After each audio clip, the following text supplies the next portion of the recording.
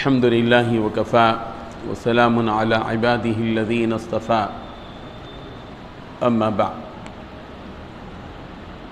قال الله تبارك وتعالى في القرآن المجيد أعوذ بالله من الشيطان الرجيم بسم الله الرحمن الرحيم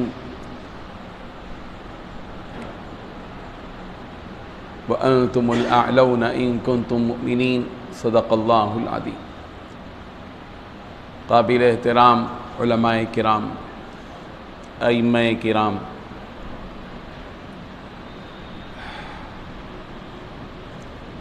مولانا نذیر احمد رشادی صاحب نے منبر و محراب فاؤنڈیشن کی اس تحریک اور ملک کے حالات کی روشنی میں ہمیں کچھ کرنا ہے، اس کی جانب ترغیب دی اور بہت مختصر سے وقت میں بہت اہم ترین باتیں آپ کے سامنے رکھی۔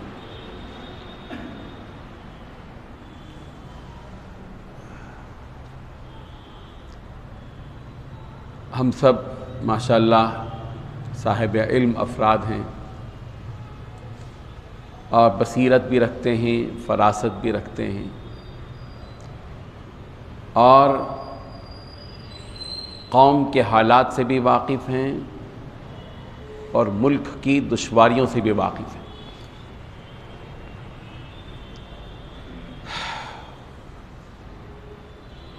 ظاہر ہے کہ صرف واقفیت کافی نہیں ہے۔ ایک آدمی بیمار ہے اور اس کو بیماری کا پورا علم ہے کہ مجھے کیا بیماری ہے، وہ بیماری کیوں آئی، سب کچھ معلوم ہے اور یقین بھی ہے کہ وہ اس کے پاس وہ بیماری ہے، لیکن وہ صرف اس بیماری سے متعلق واقف ہو کر خاموش رہے تو بیماری نہیں جائے گی۔ بیماری اس وقت جائے گی جب اس بیماری کے سلسلے میں جو علاج ہے اور جو مؤثر تدبیریں ہیں وہ اختیار کرے گا، دوا بھی کرے گا، پرہیز بھی کرے گا، بیماری جائے گی۔ ہمارا ملک بھی اب انہی بیماریوں کا شکار ہو کر بیٹھا ہے، بڑی تیزی کے ساتھ مزید بیماریوں کو پکار رہا ہے اور ان حالات کا اندازہ ہر ایک کو ہے الحمدللہ۔ پہلے زمانے میں ممتاز قسم کے لوگ، بڑے مالدار لوگ، بڑے جاننے والے لوگ حالات سے واقفیت رکھتے تھے، ان کے پاس ریڈیو ہوتا تھا یا ان کے پاس کچھ آلات ہوتے تھے جس سے ان معلومات ہوتے تھے۔ اب تو یہ چیز جو ہے معمولی چیز ہو گئی۔ میڈیا کے اعتبار سے سوشل میڈیا ہمارے پاس ہے، الیکٹرانک میڈیا ہے، پرنٹ میڈیا ہے اور خود لوگوں کے زبانوں سے جو سنتے ہیں وہ بھی ایک ذرائع میں سے ایک ذریعہ ہے۔ ان تمام چیزوں کے بعد ہم میں سے ہر ایک پوری طرح باخبر ہو چکا ہے کہ ملک کہاں جا رہا۔ ملک کے اندر اب بے چین آدمیوں کی کثرت ہے، اب بے چینی ہے ایک ملک کے اندر کہ ایک ملک جس رخ کی طرف جا رہا ہے وہ امن نہیں ہے، اس کی منزل انتشار ہے، فساد ہے اور بگاڑ ہے، اس ملک کی طرف لے جایا جا رہا ہے۔ اور اس وقت میں مسلمان اور اسلام ملک کی دیگر مختلف قوموں اور متعدد قوموں کا شکار بن رہے ہیں اور یہ تو ہوتا ہی رہے گا۔ یہ بات اللہ کے نبی صلی اللہ علیہ وسلم نے اپنی حیات طیبہ ہی میں بتا دی ہے کہ قریب ہے کہ قومیں تم پر ٹوٹ پڑیں گی۔ جیسے دسترخوان بچھاتے ہی لوگ اس پر ٹوٹ پڑتے ہیں، مختلف قومیں اب ٹارگٹ بنا کر اسلام کو اور مسلمانوں کو اپنا ہدف پورا کرنے کی چکر میں ہیں، سازش میں ہیں۔ ایک طرف تو یہ سازشیں ہوتے رہیں گی، مخالفتیں ہیں، تدبیریں اسلام کے خلاف ہیں، سازشیں ہیں، مکر ہے، فریب ہے، سب کچھ ہوتا رہے گا، وہ اپنا کام کریں گے۔ لیکن اللہ کے نبی صلی اللہ علیہ وسلم نے ہم سب کو وہ پیاری تعلیمات دی ہیں، وہ پیارا اثاثہ دیا ہے، جن تعلیمات کو اور جس اثاثے کو لے کر ہم ان کی سازشوں کو ناکام بنا سکتے ہیں اور اپنے اس دین پر ہم پوری طرح قائم رہ سکتے ہیں۔ یہی کام ہم کو کرنا ہے۔ منبر و محراب فاؤنڈیشن کا یہی مقصد رہا۔ گزشتہ 5-6 سال ہی سے یہ فکر شروع ہوئی تھی اور دھیرے دھیرے اس کام کو شروع کیا گیا تھا۔ پہلے ہم نے علماء کرام کو، مساجد کے جو امام ہیں ان کو ٹارگٹ بنا کر اس کا ڈیٹا تیار کیا۔ تقریباً 10,000 ہندوستان کے ائمہ کرام کا ڈیٹا تیار کیا اور ان تک ہم نے ملک کے حالات کی روشنی میں بیانات جاری کرنے کا سلسلہ شروع کیا۔ اس لیے کہ بیشتر علماء کرام کی حالت یہ ہے کہ وہ عموماً جو خطبہ دیتے ہیں وہ کتابیں دیکھ کر خطبہ دے دیتے ہیں، اس میں کوئی قباحت نہیں ہے، لیکن ماحول کو دیکھ کر، حالات کو سمجھ کر، حالات کی نبض پر ہاتھ رکھ کر جو ڈوز دینا ہے، جو دوا دینا ہے، اس میں کمی محسوس کی جا رہی تھی۔ روایتی تقریریں ظاہر بات ہے کہ اس کا چلن، لیکن وہ کافی اور وافی نہیں تھی رہبری کے لیے۔ قوم کو ملک کے حالات کے اعتبار سے رہبری کرنی ہوتی ہے، اور اس سلسلے میں ہمارے اکابر کا بھی مزاج رہا۔ ہمارے اکابر نے بھی حالات کو سمجھا، بلکہ آنے والے حالات کو سامنے رکھ کر بھی باتیں کی ہیں ہمارے اکابر۔ حضرت مولانا ابو الحسن علی ندوی رحمۃ اللہ علیہ کی شخصیت اس سلسلے میں سر فہرست جن کا نام لکھا جا سکتا ہے، جنہوں نے اپنی کتابوں میں، اپنے خطابات میں، آپ ان کے خطابات پڑھیے، آپ ان کی کتابیں پڑھیں گے، ان کی کتابیں روایتی نہیں ہیں، ان کی کتابیں ملک اور اقوام اور ملکوں کے حالات کا جائزہ لے کر، مختلف اور دنیا کا سفر فرما کر، انہوں نے اس کی گہرائی اور گہرائی تک پہنچ کر قوم مسلم کو آگاہ کیا، علماء کو آگاہ کیا۔ وہ جہاں بھی گئے وہ وہاں کے حالات کے لحاظ سے لوگوں سے خطاب کیا، اور وہ ان مضامین کو انہوں نے منتخب کیا جن کی اس وقت میں ضرورت تھی، بلکہ آج کی ان حالات میں بھی مولانا کی کتابیں اگر آپ پڑھیں، ان کے خطابات پڑھیں، تو یوں محسوس ہوتا ہے کہ 2023 اور 24 کو سامنے رکھ کر انہوں نے خطاب کیا۔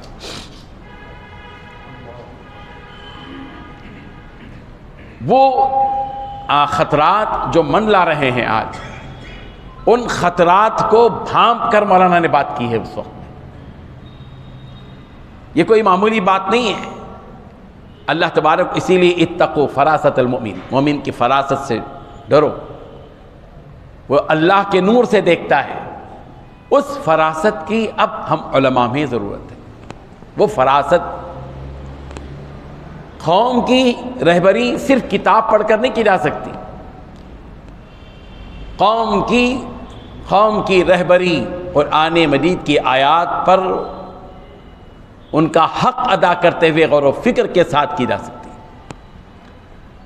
قوم کی رہبری نبی رحمت حضرت محمد مصطفیٰ صلی اللہ علیہ وسلم کی پوری زندگی، اور بالخصوص مدنی زندگی، جس کو مدنی معاشرہ کہا جاتا ہے، جہاں اجتماعیت پھلی اور پھولی، جہاں ایک اجتماعی نظام قائم ہوا، جہاں ایک اسلامی معاشرہ قائم ہوا، جہاں ایک ایسا تمدن قائم کر دیا گیا، ایک ایسا پیارا سماج قائم کر دیا گیا جو رہتی دنیا تک کے لیے مثال بنا۔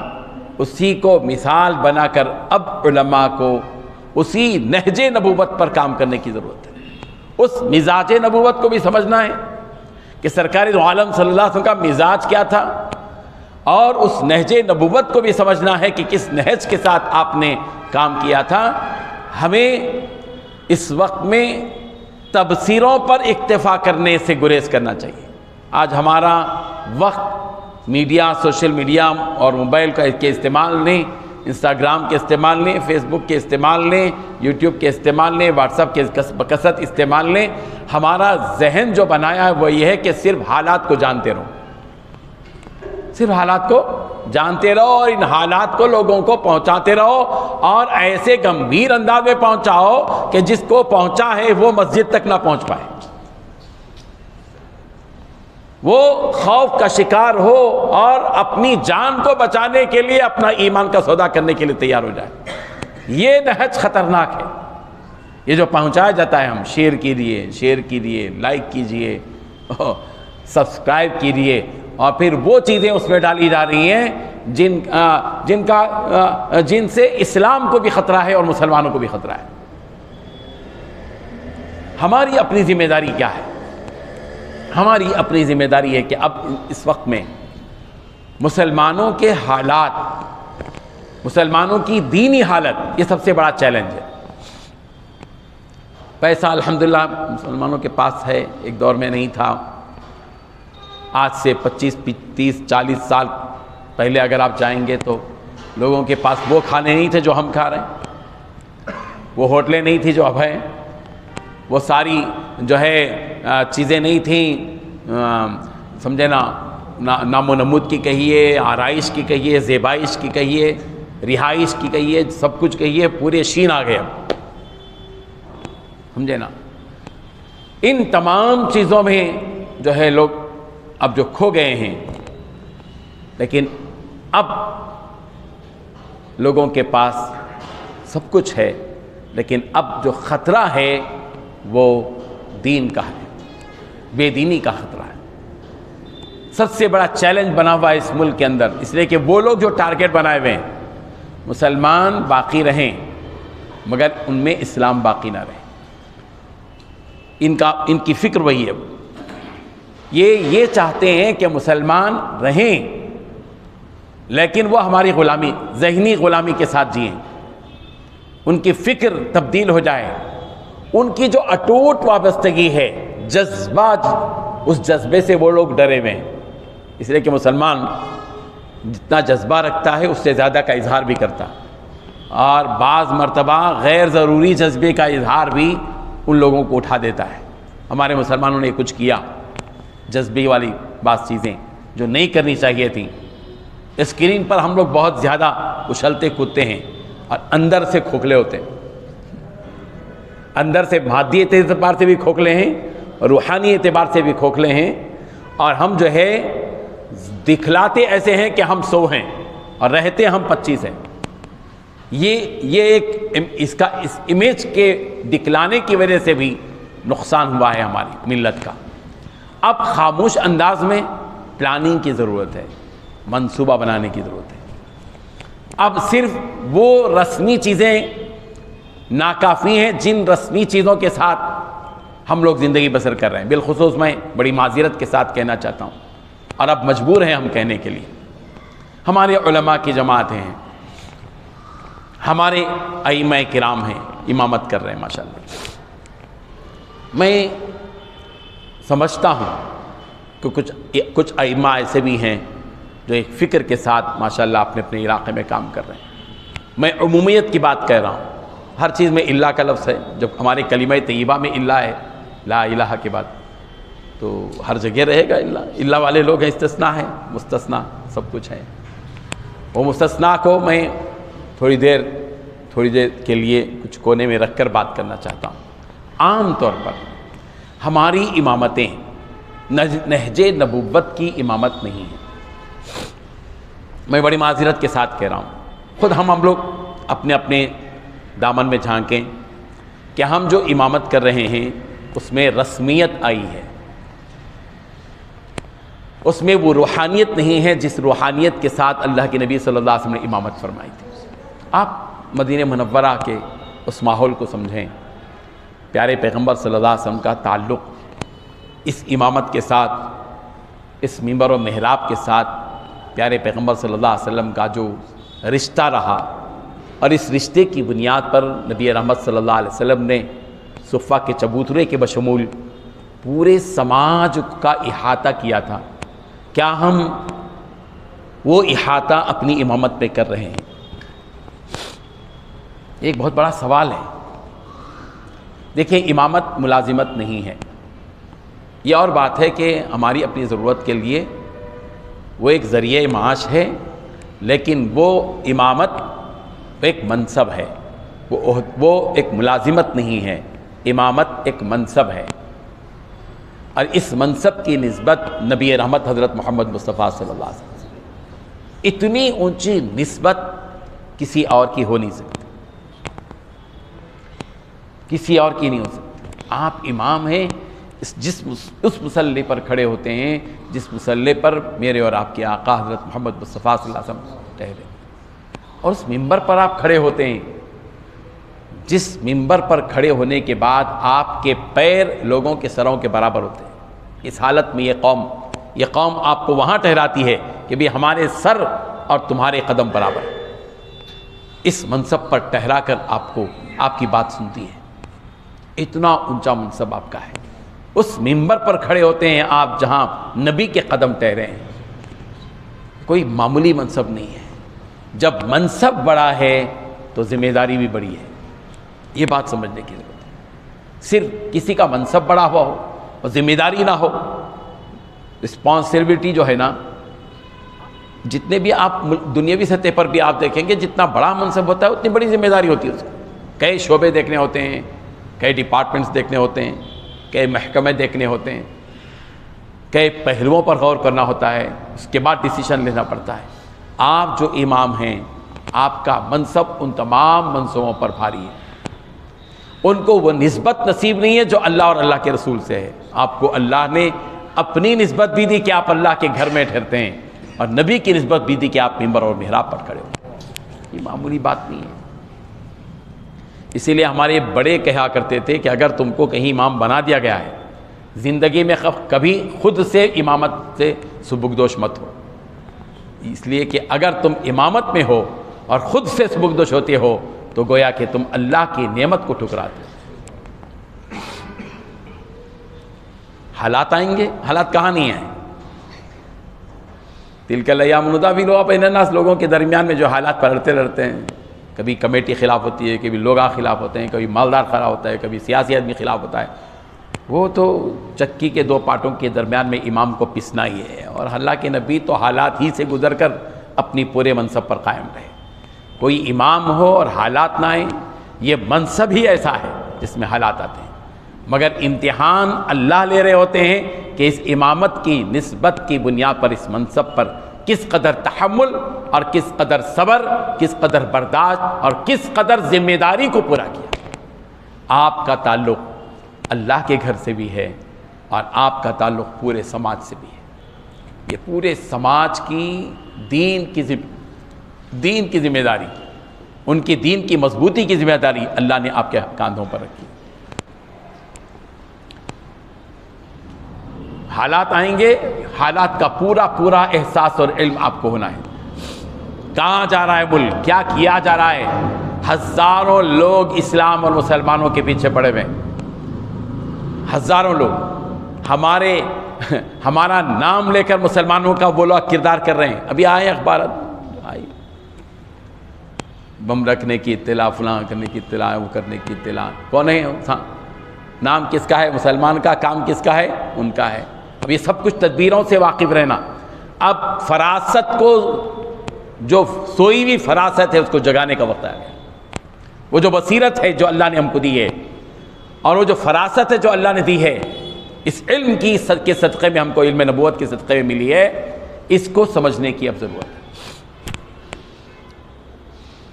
اور ذمہ داری کا احساس ہونا چاہیے۔ اسی فکر کے ساتھ ہم آپ کے پاس آئے۔ آج سے 6-7 مہینے پہلے ہم نے کچھ علماء کو بلایا تھا حیدرآباد، اور بلا کر ہم نے ان کے سامنے بات رکھی کہ دیکھیے یہ حالات ہیں ملک کے، بیماریاں ہیں، یہ برائیاں ہیں، ایک چیلنجز ہیں جو سامنے آ رہے ہیں، ہمیں کیا کرنا چاہیے۔ کچھ خاکہ ہم نے بنایا، 15 نکات بنائے، ایک تحریک کا نام اس کو دیا، ایک سلوگن کے ساتھ کہ چلو کچھ تدبیر کریں، کچھ کام کریں۔ صرف کام نہیں دیتا، صرف تدبیر نتیجے کو نہیں پہنچاتی، اسی لیے کام سے پہلے تدبیر یہ ہر وقت رہی ہے، اور یہ نہج نبوت ہے۔ جنگ ہونے والی ہے، جس نام کا ہی خندق، جنگ کا پورا نام ہی جنگ خندق رکھ دیا گیا، حالانکہ خندق تدبیر تھی، جنگ کام تھا، لیکن خندق کو، تدبیر کو عمل سے جوڑ دیا گیا۔ جنگ عمل ہے، خندق تدبیر ہے، تدبیر کو عمل سے جوڑ دیا گیا اس کا، حالانکہ خندق کھودنے کی جو تدبیر ہوئی تھی وہ اس کا ایک حصہ تھا، مگر اس ایک حصے کو اس جنگ کے ساتھ جوڑ کر اس کا نام ہی جنگ خندق رکھ دیا گیا۔ یہ تدبیر ہوتی ہے، پہلے ہم تدبیر کریں اور پھر ہم کام کریں۔ اسی لیے کچھ تدبیر کیا گیا ملک کے حالات کے اعتبار سے، ہم نے 15 نکات اس میں ہم نے متعین کیے، بے دین افراد سے ملاقات کا مسئلہ، آپسی رابطے کا مسئلہ، اتحاد امت کا مسئلہ، نوجوان کا مسئلہ، مختلف تنظیموں سے اشتراک کا مسئلہ، لوگوں کی صلاحیتوں کے استعمال کرنے کا مسئلہ، ان ساری چیزوں کو رکھ کر ہم نے ایک خاکہ بنا کر ہم نے کیا کہ یہ کام اب پورے ملک میں ہونا چاہیے۔ دیکھیے، کام چھوٹی نیتوں کے ساتھ نہیں ہونا چاہیے۔ آپ بڑی نیت کیجیے، اللہ تعالیٰ آپ سے بڑا کام لیں گے۔ آپ محلے کی نیت کیجیے، آپ کو محلے ہی کا کام آپ سے اللہ تعالیٰ لیں گے۔ آپ ملک گیر سطح پر سوچیے، ملک کا کیا ہوگا، ملک کے کیا حالات ہیں، اس پورے ملک کے مسلمانوں کے دین و ایمان کو بچانے کے لیے ہم کو کیا کرنا پڑے گا، ان کی عقائد کی وقاء، ان کے رب ذوالجلال سے تعلقات کے سلسلے میں ان کے اندر جو شعور آنا ہے، ان ساری چیزوں کو رکھ کر یہ 15 نکات کا نظام قائم کیا گیا۔ الحمدللہ ثم الحمدللہ، اس سلسلے میں بڑے کچھ ملک کے جو بڑے اکابر ہیں، ظاہر بات ہے کہ ہماری سوچ الگ ہوتی ہے، کام الگ ہوتا ہے، بعض چیزوں میں کچھ خطا لغزش کی بھی امکانات ہوتے ہیں، تو ہم نے بڑے علماء سے بھی ملاقات کی۔ حضرت مولانا احمد خان پوری صاحب سے بھی ملاقات رہی، مولانا ابوالقاسم صاحب سے بھی ملاقات رہی، دارالعلوم دیوبند کے مولانا محتیم صاحب سے، مولانا ابو سفیان صاحب سے، امیر شریعت کرناٹک سے، مفتی شعیب اللہ خان صاحب سے، ایسے بہت سے اکابر علماء کے سامنے رکھی گئی بات۔ اور ہمارا جو ایک اندازہ ہم نے ملک گیر سطح پر کیا تھا، یہ سب آپ کو سمجھنے کی ضرورت ہے اس وقت میں۔ دیکھیے، ہم لوگ امامت کر رہے ہیں ماشاءاللہ۔ ہمارا سوال یہ ہے، میں اس سے پہلے ایک مثال دینا چاہتا ہوں۔ ایک آدمی کاروبار شروع کرتا، جب کاروبار شروع کرتا تو اس کے کاروبار کے جو ٹرمز ہوتے ہیں، تعلقات ہوتے ہیں، 10-12 لوگ شروع میں اس کے تعلقات رہتے، گاہک۔ پھر وہ چھوٹی دکان رکھتا، پھر اس دکان کو اور بڑی کرتا، اس کے تعلقات پھر اپنے دیہاتوں کی طرف، اضلاع میں، پھر اور دکان بڑھے، کرتے کرتے کرتے کرتے اس کے جو تعلقات ہوتے ہیں وہ ہزاروں میں ہو جاتے ہیں۔ کیا ہوتے ہیں؟ ہزاروں میں ہو جاتے ہیں۔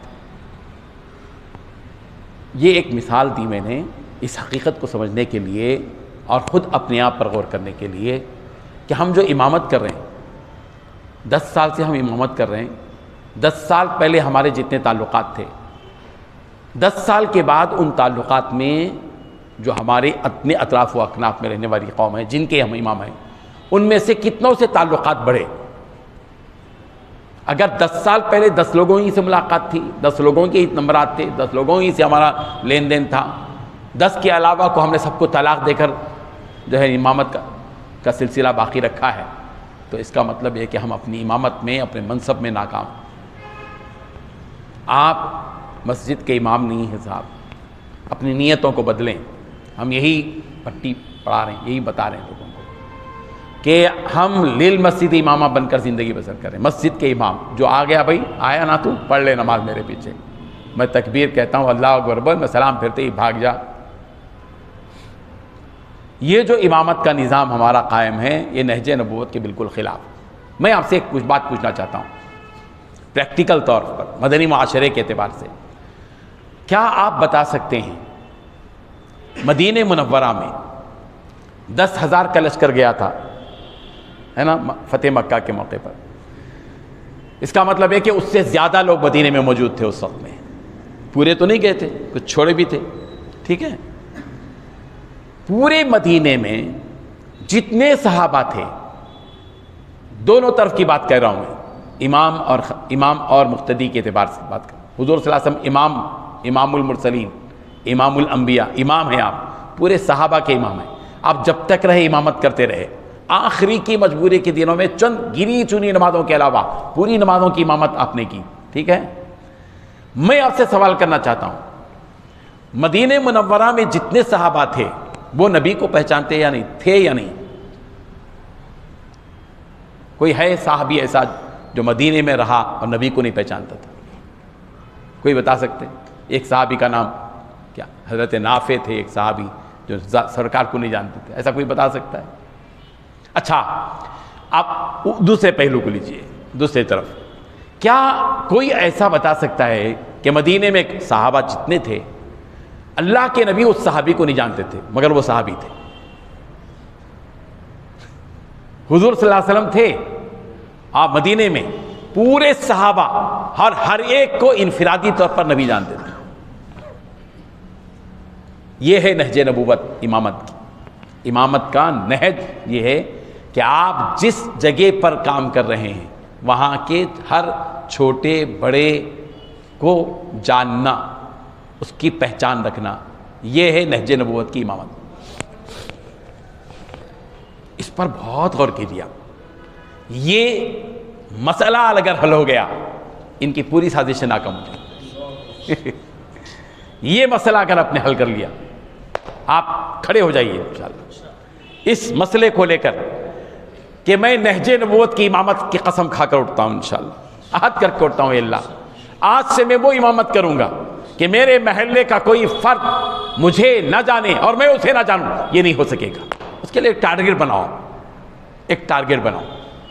آپ غلط ہے تو مجھے بتا دیجیے آپ کہ حضور صلی اللہ علیہ وسلم مدینے میں تھے اور اتنی ہزاروں کی تعداد میں صحابہ تھے اور صحابہ میں سے کسی کو نبی نہیں جانتے تھے، ایسا کوئی صحابی ہے؟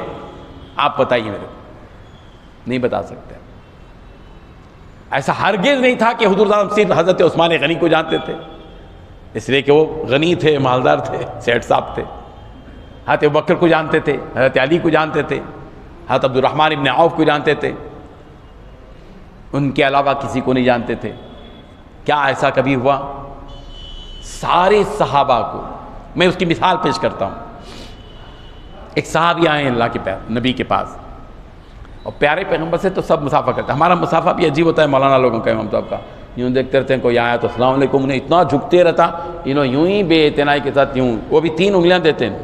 بعض اماموں کو دیکھا میں 3-4 انگلیاں، ایسا معلوم ہوتا ہے کہ انہیں ان کا ہاتھ پکڑ کے لے چل جاتا کیا ہے گزت، یا یہ ہاتھ گھسے چلے جاتا کیا؟ اللہ تعالیٰ نے یہ ہاتھ ایسے بنائے 70 سال 80 سال بھی بناؤ اس کے پور بھی خراب نہیں ہوتے۔ کیا ہو جائے گا؟ ہم ملاقات کریں گے۔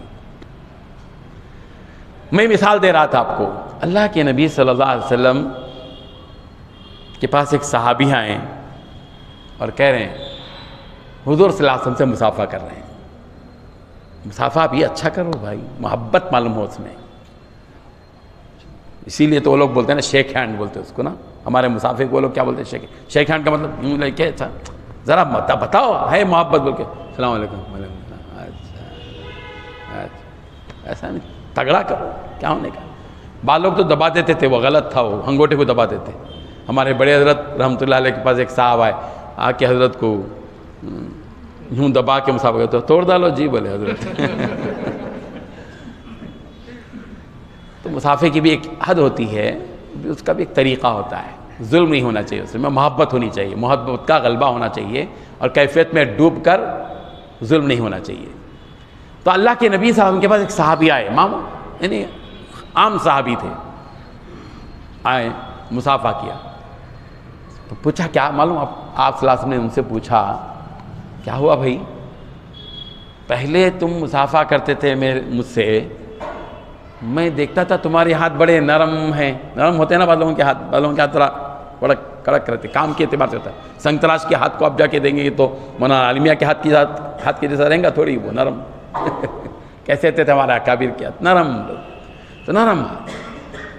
سرکار نے ان سے پوچھا کیا ہوا، تم پہلے مجھ سے ملتے تھے تو تمہارے ہاتھ بہت نرم تھے، لیکن اب تمہارے ہاتھوں میں گٹے آ گئے، کیا بات ہے؟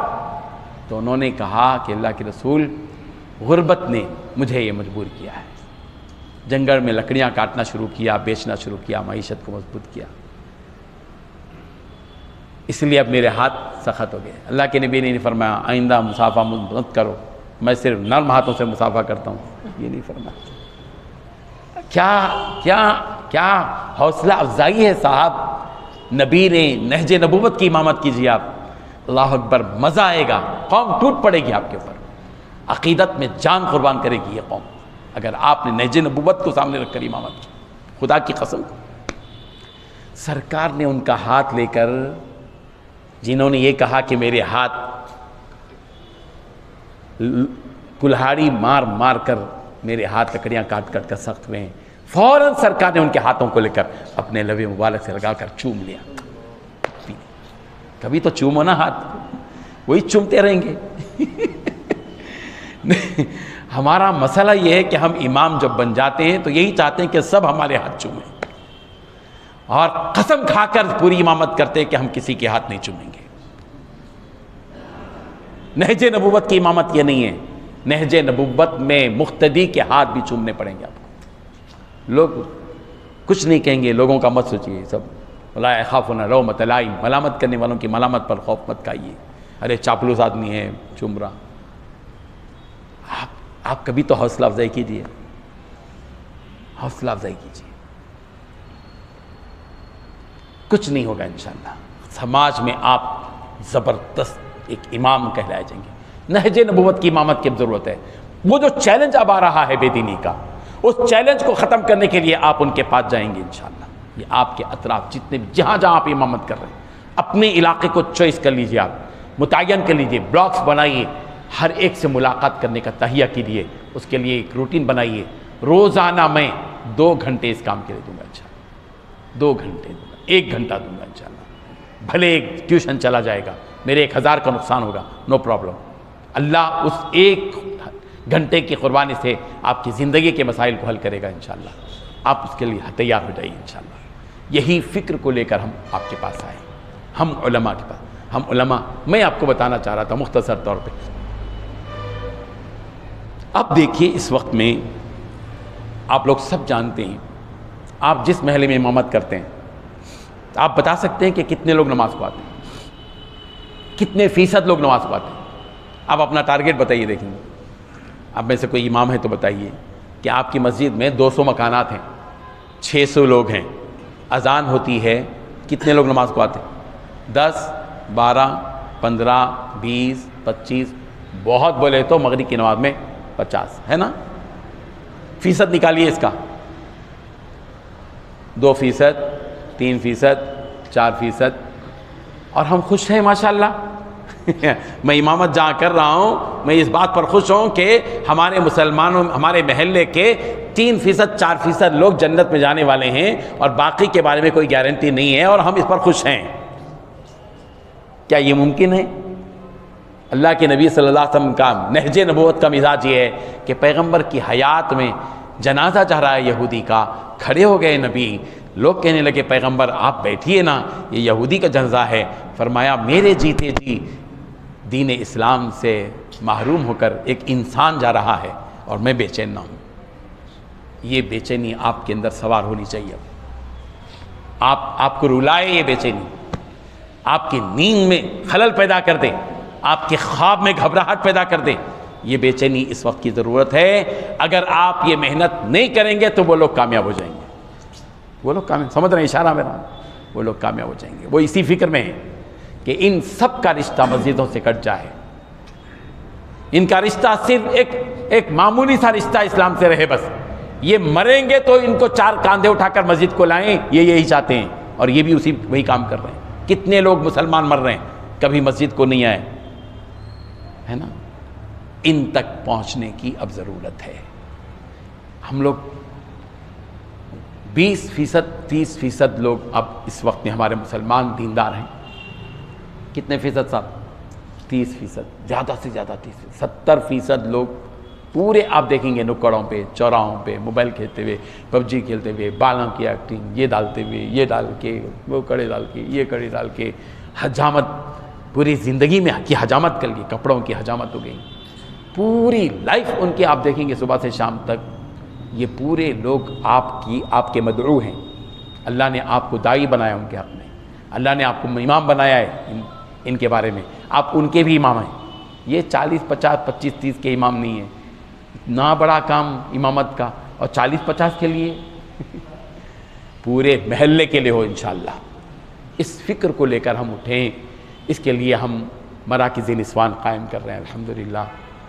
حیدرآباد میں 3 سال پہلے ہم کو کچھ لوگ آ کر بتائے کہ مول صاحب یہ حالات رکھیے صاحب ذہن میں، آپ کے محلے کے ذمہ دار ہیں، آپ ان کے پوری دین کی ذمہ داری ہیں، آپ جیسے ایم ایل اے ذمہ دار ہوتا ہے نا، ان کو موریوں کے لیے ذمہ دار بنائے، آپ کو ان کے ایمان کا ذمہ دار بنائے، انہیں موری کا ذمہ دار رہیں گا، نہ نالے کا ذمہ دار رہیں گا، آپ کون ہیں؟ آپ کو ان کے ایمان کی ذمہ داری سنبھالنا ہے، پورے محلے کے ایمان پر فکر ہو، آپ کی نظریں دوڑاتے رہیں کیا ہو رہا ہے۔ ہم لوگ روتے ہیں شکیلیت کا فتنہ، قادیانیت کا فتنہ، فیاضیت کا فتنہ، گورچائی کا فتنہ، اس کا فتنہ، اس کا فتنہ، بھئی آیا کیسے آپ امام رہتے ہوئے؟ آپ کی امامت چل رہی ہے، آپ کے محلے میں یہ گل کھلائے جا رہے ہیں اور آپ مطمئن ہیں، آپ کو نیند آ رہی ہے؟ نہیں ہو سکتا، ہمارے جیتے جی ہوا کیسے؟ یہ فکر آپ کو ہونا چاہیے، یہی فکریں الحمدللہ ہم کر رہے ہیں۔ ان خواتین تک کہ دین کی فکر کرو، اپنے محلے کے خواتین تک دین کی فکر کرو۔ ہمارے پاس کچھ لوگ آئے اور آ کر کہنے کہ مول صاحب بے حیائی کا یہ عالم ہے، ماں بیٹی ایک مارواڑی کے پاس ملازمت کرتی ہیں اور ان کا کام ہی یہ ہے وہ دھندا کرنا۔ ہم نے حیدرآباد میں اس کے بعد ان واقعات کو سن کر مراکز نسوان قائم کیے، جال بچھایا، 70 مراکز نسوان قائم کیے، 2000 خواتین پڑھ رہی ہیں، سورہ ضحیٰ سے سورہ ناس تک ترجمہ، لفظی ترجمہ جانتی ہو ماشاءاللہ، سیرت پوری پڑھ چکی ہیں، اب میاں بیوی آپس میں کیسے رہیں، رشتہ داروں میں ایسے رہیے، عورت بے پردہ کیوں گئی، پردہ کر رہی ہیں، اپنے بچوں کو مدرسوں میں داخل کر رہی ہیں، ہنگامہ الحمدللہ۔ وہ بہو جو ساس سے لڑا کرتی تھی، وہ اپنی ساس کو لے کر مرکز میں آ کر ساتھ میں بیٹھ کر پڑھ رہے ہیں الحمدللہ۔ اس فکر کو لے کر اٹھنا ہے، مراکز نسوان قائم کیجیے۔ مولانا لوگ بہت کام کر سکتے ہیں، آپ ٹارگٹ بنائیے، فکر سوال کی، اللہ سے دعا کیجیے اللہ تعالیٰ مجھ سے بھی کچھ کام لے لیجیے، مجھ سے کام لے لیجیے۔ ایک دعا آپ کی جو آپ آنکھوں سے آنسو بہا کر اللہ سے مانگیں گے، اللہ تبارک و تعالیٰ صرف آپ کے محلے کی نہیں پورے شہر میں ایک انقلاب پیدا کریں گے۔ اب رسمی چیزوں سے اب کے ماحول میں رسمی چیزوں سے دین باقی نہیں رہے گا، یاد رکھیں، رسمی کاموں سے دین باقی نہیں رہے گا۔ روح اور انقلاب پیدا کیجیے، انقلاب کیا ہے؟ جلال آتش برق و سحاب پیدا کر، اجل کانپ اٹھے وہ شباب پیدا کر، وہ شباب آپ لائیے، اب جوانی لائیے اپنے کام کی، جوانی کی امامت کیجیے۔ آپ کا کردار یہ ہو، آپ محلے کے اندر مارکیٹ میں کھڑے ہوں اور انگور بیچنے والا، آم بیچنے والا ڈنڈی مارنے سے ڈرے گھبرائے اور صاحب کھڑے، یہ آپ کا وقار، جھنجھوڑ دیں، آپ جھنجھوڑنے والے بنے۔ صرف یہ خاموش سا نہیں چلنے والا ہے، اٹوٹ محبت۔ گلے کیسے ملتے ہیں؟ صرف یوں گلے ملے تو کیا بولتے رہے، کیا ہوا رے بھائی، میں تیز سے دور سے آیا تو کیا بولتے ہیں سفر سے، السلام علیکم۔ یہ گلے ملتے ہیں نا جس جوش سے، اسی جوش سے یہ امامت کیجیے، آپ اسی جوش سے امامت کیجیے، لوگوں کے ساتھ سب سے ملاقات ہو، ہر ایرے غیرے نے آپ سلام کیجیے صاحب، آپ کا وقار، اس میں کوئی بخار نہیں آئے گا۔ جب میرے نبی نے سلام کیا ہے ہر ایک کو، اور پورے صحابہ تڑپ جاتے تھے کہ سلام کرنے میں نبی سے آگے آ جائیں، مگر نبی سبقت اس سے زیادہ کر بیٹھتے تھے کہ کسی کو موقع ہی نہیں ملتا تھا، بڑے بڑے صحابہ کہتے ہیں۔ اور ہمارا حال یہ ہے کہ ہم دور سے گنتے رہتے ہیں، 25 فٹ کو آیا ابھی سلام نہیں کیا، مردود 10 فٹ تک آیا ابھی سلام نہیں کرا، سلام نہیں کرتا، دیکھو مغرور کتنا ہے، تو کتنا مغرور ہے، پہلے اس کی دنیا میں کیوں جھانک رہا ہے؟ پہلے تو اپنی دنیا میں جھانک کہ تیرا غرور اس کے غرور سے آگے ہے۔ یہ اب کسی کا سلام کا انتظار مت کرو، السلام علیکم، ستار بھائی السلام علیکم، جبار بھائی السلام علیکم، غفور بھائی السلام علیکم، ودود بھائی السلام علیکم، سب کو سلام کرو. جاؤ بیمار ہوئے تو عیادت کرو. کسی مسلی کو آپ دیکھیں گے غریب بیچارہ اگر بیمار ہوا اس کے پورے رشتہ دار آ کر جائیں گے، اس پر وہ اتنا خوش نہیں ہوتا جتنا کہ مسجد کے امام جا کر دعا کر کے اس کے لیے دعا کرے گا، عیادت کرے گا. آپ اپنا بنا دیجئے ان کو سب کو. جب آپ ان کو اپنا بنا لیں گے، ان کو اپنا نہیں بنائیں گے، وہ ان کو اپنا نہیں بنائیں گے. انشاءاللہ وقت آئے گا. آپ کمانڈر اپنے ہاتھ میں لیجیے، کمانڈ آپ کے ہاتھ میں ہے، قیادت آپ کے ہاتھ میں ہے، جھنڈا آپ کے ہاتھ میں ہے، منصب آپ کے پاس ہے، نسبت آپ کے پاس ہے. الحمدللہ اس نسبت کو کھونے کی ضرورت نہیں ہے، اس نسبت کو اپنائیے. اور ایک مرتبہ مدنی معاشرے کو پڑھیے. میری گزارش ہے آپ تمام سے، سیرت کی کتابیں جا پڑھیں. بطور خاص مدنی معاشرے کا جو نہج نبوت تھا، صحابہ سے کیسے ملنا تھا، آپ کا فکر کیا تھی اللہ کے نبی صلی اللہ علیہ وسلم کی، معیشت کے اعتبار سے، سیاست کے اعتبار سے، دینی اعتبار سے، فکر کے اعتبار سے، آخرت کے اعتبار سے، نجات کے اعتبار سے، لوگوں کے تمدن کے اعتبار سے، تہذیب کے اعتبار سے، اخلاقیات کے اعتبار سے، معاشرت کے اعتبار سے اور معاملات کے اعتبار سے، پوری چیزوں کو آپ پڑھیں گے تو آپ کو وہاں سے نچوڑ اور خلاصہ وہ جوس ملتا رہے گا انشاءاللہ، جس جوس سے آپ کی امامت میں قوت آئے گی. ہم یہ جوس تو پیتے ہیں طاقت ملے، موسمبی کا جوس پی رہے ہیں، انگور کا جوس پی رہے ہیں. سب سے بہترین جوس مدنی آقا کا جوس ہے جو نہج نبوت میں ملا ہوا ہے. وہ جوس آپ پیتے جائیے انشاءاللہ. ایک ایسی کتاب پڑھیے، ہمارے اکابر کی بڑی بڑی کتابیں موجود ہیں مدنی معاشرے سے متعلق. وہ نہج نبوت کو جو آپ کا مزاج سلوک کو پڑھیے آپ. رسول رحمت صلی اللہ علیہ وسلم کا قیدیوں کے ساتھ سلوک، بیماروں کے ساتھ سلوک، دشمنوں کے ساتھ سلوک، غیر مسلموں کے ساتھ سلوک، اپنے ہم اہل وطن سے سلوک، پڑوسیوں کے ساتھ سلوک، اپنوں کے ساتھ سلوک، رشتہ داروں کے ساتھ سلوک، فلاں عورتوں کے ساتھ سلوک، یتیموں کے ساتھ سلوک، معذوروں کے ساتھ. یہ پورے سلوک والی کتاب اگر آپ پڑھ لیے اور اس کو عملی جامہ پہنا دیں، پیجامہ نہیں، عملی جامہ پہنا دیں تو انشاءاللہ آپ کی پوری امامت میں وہ پیارا رنگ آ جائے گا. صبغۃ اللہ ومن احسن من اللہ صبغہ. پیارا رنگ آ جائے گا آپ کے پاس، بہترین رنگ آ جائے گا. اس رنگ کو پڑھیے. ہماری گزارش ہے، یہی کام ہم کر رہے ہیں، مراکز نسوان قائم کر رہے ہیں الحمدللہ. ابھی اسکولوں کا کام، یہ جو اسکول ہے نا صاحب، آپ بتائیے کتنے فیصد بچے ہمارے غیر مسلموں کے اسکولوں میں پڑھ رہے ہیں؟ 60% بچے پڑھ رہے ہیں. کتنے؟ 60% بچے پڑھ رہے ہیں، اسکولوں میں پڑھ رہے ہیں. کون سے اسکولوں میں؟ جہاں وندے ماترم، جہاں سوریہ نمسکار پڑھا تھا، اور جہاں ان کے پورے کارنامے ادا کیے تھے، جو ماڈرن مغربی تہذیب کے نمونے. اب یہ کرسمس گیا، پورے نصارہ کے طریقے، کتنے لاکھوں بچے وہ کردار ادا کیے ہیں جو عیسائی ادا کرتے ہیں. اور ہم بڑے مطمئن ہیں مولانا لوگ، بہت دین چل رہا ہے ہمارے پاس. اور مسجد میں دعا کریں اللہ تعالیٰ سب کو ہدایت عطا فرما، اے اللہ تعالیٰ اسلام کے طریقے پر جینے کی توفیق عطا فرما. یہ خالی دعا سے ہو جاتا ہے کیا مسئلہ؟ کعبۃ اللہ میں بھی دعائیں ہو رہی ہیں، دعاؤں سے مسئلہ پورا حل ہونے والا نہیں ہے. کام اور دعا. پیغمبر صرف دعا سے کام ہوتا تو جنگ کی ضرورت نہیں تھی. اتنی بڑی جنگیں، جنگ احد، جنگ بدر، جنگ فلاں، یہ پوری جنگوں کی ضرورت کیا تھی بھئی؟ صرف دعائی سے مسئلہ ہو جاتا تھا نا. وہ بھی نبی کی دعا. نبی کی دعا صاحب، آپ کی اور ہماری دعا ہے نہیں، نبی کی دعا. لیکن اللہ کا نظام صرف دعا پر موقوف نہیں ہے، عمل پر، تدبیر پر موقوف ہے. آپ تدبیر کیجیے. یہ بچے جو اسکولوں میں ہیں، آپ میں سے ہر ایک کام کر سکتے ہیں. الحمدللہ حیدرآباد میں 10 علماء ہمارے پاس تنخواہ کے ساتھ روزانہ جا کے 2-2 3-3 گھنٹے ایک اسکول میں کام کر رہے ہیں. 200 300 400 بچوں کا ذہن بنا رہے ہیں. 135 اسکولوں کے بچے منبر و محراب سے جڑ گئے الحمدللہ. یہ بچوں کو دوستی کر رہے ہیں، مورل سائنس کے نام سے بات کر رہے ہیں، اخلاقیات پر بات کر رہے ہیں. بچے بول رہے ہیں حضرت آپ کا نام دیجئے، نمبر دیجئے، کبھی کوئی مسئلہ تو وہ بچے پوچھ رہے ہیں مسئلہ. آپ ان سے جڑ جائیے، یہ بچوں سے آپ کوشش کیجئے. پرنسپل کے پاس جائیے. شروع میں پوزا مارتے، پہلی مرتبہ جا کے ان کو ایسی بات کیجیے جو اسکول کے مفاد میں ہو، بچوں کے مفاد میں ہو. ہمارے جو ٹیچرز کو ہم رکھے 10 علماء کو، پہلے جا کے ہم ان کو یہ بولے کہ پہلا جو ڈیمو دینا نا وہ ایسا دو کہ بچوں اپنے اسکول کو پاک صاف رکھو. اسکول میں گندگی ہرگز مت کرو، بیت الخلاء میں کوئی چیز مت لکھو، بیت الخلاء کو گندا مت رکھو، پانی کا صحیح استعمال کرو، بچوں اسراف پانی میں مت کرو، ادھر ادھر استعمال کی ہوئی چیزیں مت پھینکو، بچوں اسکول کی کھڑکیاں اور دروازے ہرگز خراب مت کرو۔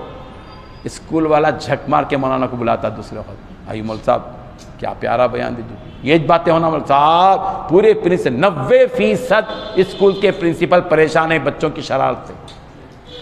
آپ حل ہیں اس کا، مولانا حل ہیں، مولانا جا کے تقریر کریں گے، بچوں کا مزاج بنائیں گے، اسکول والا ویلکم آپ کی کرے گا، اس کی جی حضوری کی ضرورت نہیں پڑے گی۔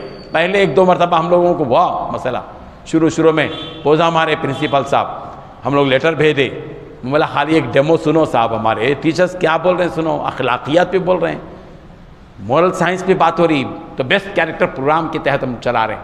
الحمدللہ اب کئی اسکولوں والے بلا رہے ہیں، ارے آپ کے وہ جو چل رہا نا صاحب بیسٹ کیریکٹر، کل ہی رات میں ایک فون آیا کہ ہمارے پاس بھیجو صاحب، ہمارے اسکول میں بھیجو، وہ لوگ طلب کریں گے، آپ ضرورت بنیے، ضرورت ایجاد کی ماں ہے، وجود میں آئیں گے چیزیں آپ ضرورت بننا قوم کی، ہمارا قوم کی ضرورت بن جائیں گے، قوم ہم کو اٹھائے گی اور قوم کو ہم اٹھائیں گے انشاءاللہ۔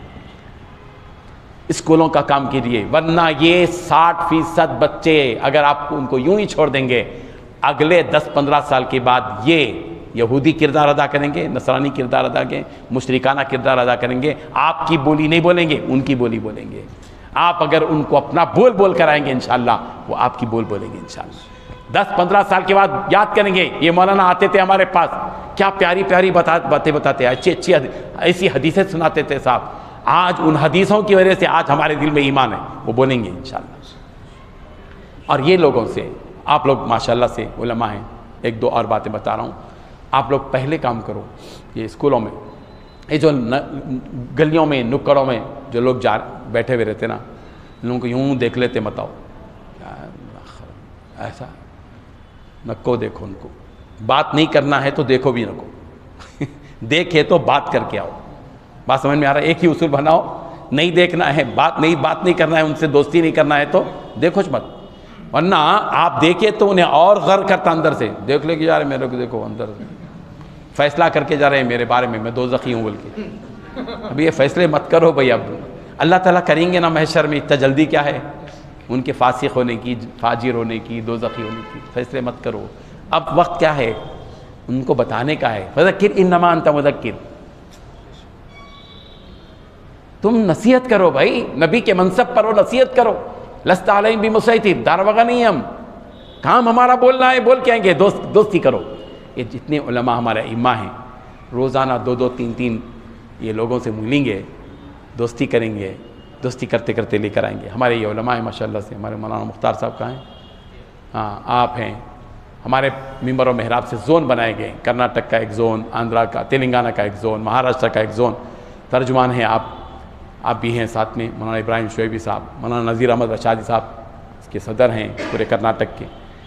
ایک کرناٹک میں یہ کام چل رہا ہے، ایک ضلع میں جا رہے ہیں، ایسے علماء کو بلا رہے ہیں، فکر دلا رہے ہیں، پریکٹیکل طور پہ کام کیسے کرنا وہ بتا رہے ہیں انشاءاللہ۔ یہی کام کرتے ہیں۔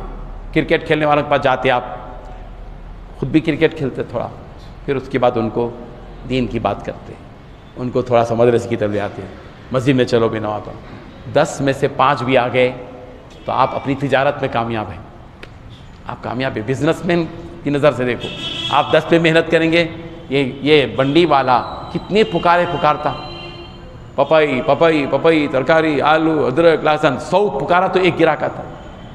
ہم 10 کو بولیں گے 5 آئیں گے تو وہ کاروبار میں ہم زبردست کاروباری ہیں، کامیاب کاروباری ہیں۔ آپ کام کرو، دوستوں سے ملاقات کرو۔ آخری بات یہ ہے کہ آپ اپنی مسجد میں پورے محلے کے گھروں کو اللہ کے گھر سے جوڑو۔ اس کے کئی طریقے ہیں، ان میں سے ایک طریقہ جو ممبر و محراب سے جاری ہے وہ یہ کہ ہم یہ آپ کو کہتے ہیں کہ آپ لوگ واٹس ایپ کا گروپ بنا سکتے ہیں۔ گروپ بنانا آتا ہے نا؟ اچھا، بہت آسان ہو گیا آج کل، گروپ بنائیے آپ ایک ایڈمن ہیں، آپ کے صدر صاحب کو بھی ایڈمن بنائیے، نہیں تو انہوں بولیں گے اندر سے گیم کھیل لے رہا، ہاں گیم، سمجھے نا؟ صدر صاحب کو بھی بنائیے، ذرا ذہن سازی کر کے، ایک دم فون سے بولیں گے تو نہیں مانتے، ذرا جا کے ایسا کام ہے، یہ پورے محلے کے لوگوں کو مسجد سے جوڑ رہے ہیں۔ تو آپ ممبر بنائیں. پھر ایک ممبر و محراب کا ایک نمبر نوٹ کیجیے. کیا ہے نمبر بولو بھائی؟ 703. ہاں نہیں 7 نام نمبر نوٹ کیجیے صاحب. یہ تھوڑا سا 7 ہاں نام.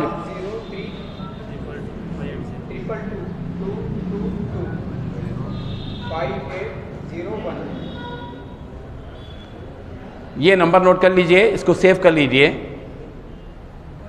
آپ.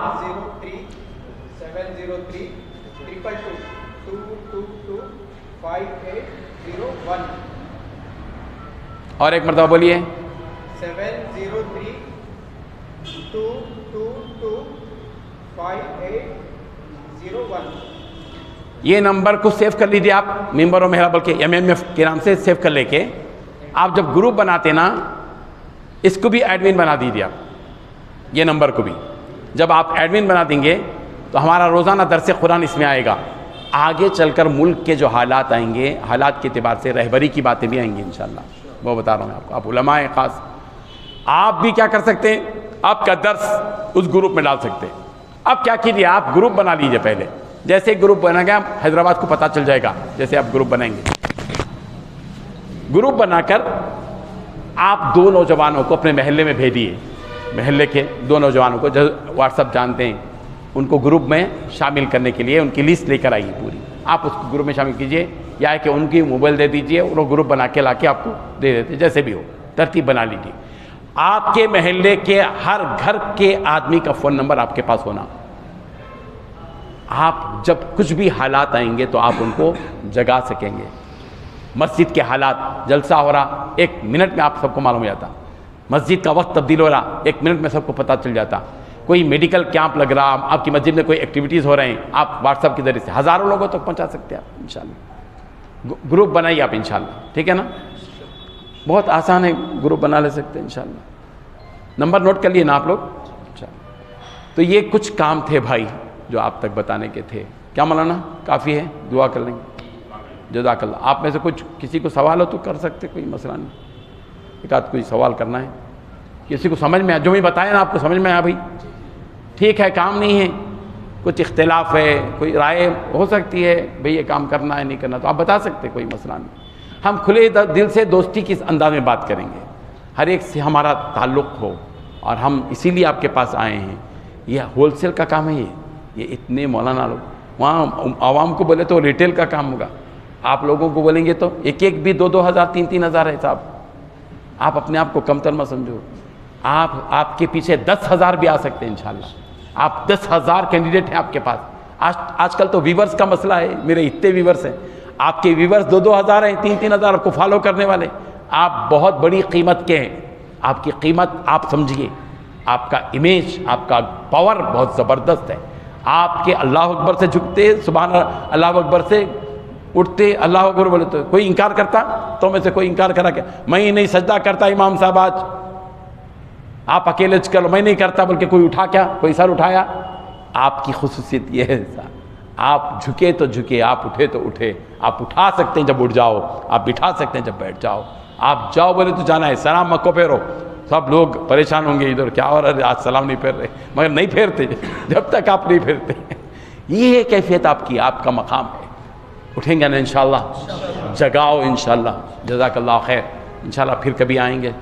تو مولانا شکیل صاحب کا کیا مشکور ہیں کہ مولانا نے آپ علماء کو جمع کیا یہاں پر اور آپ تک ہماری بات پہنچائی.